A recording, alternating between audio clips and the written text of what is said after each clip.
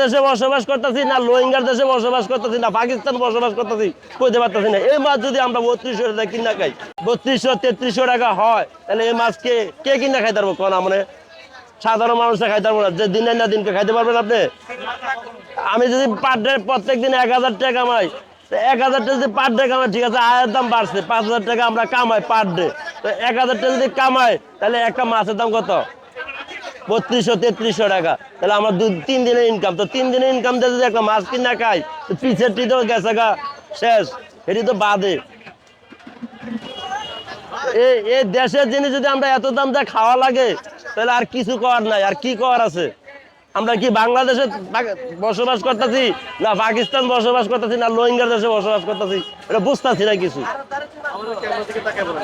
বুঝছেন? বাংলাদেশে বসবাস করতেছি না রোহিঙ্গার দেশে বসবাস করতেছি না পাকিস্তান বসবাস করতেছি কইতে পারতেছি না। এই মাছ যদি আমরা 3200 টাকা কিনা খাই, সাধারণ মানুষই খাইতে পারবো 3200 টাকা দিয়ে মাছটা?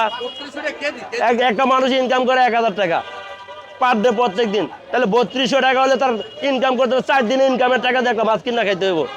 এটা কি সম্ভব? আমরা কি বাংলাদেশে থাকি না রোহিঙ্গার দেশে থাকি না পাকিস্তান থাকি? আমরা তো বুঝতেছি না কিছু, কোনো কিছুই বুঝতেছি না।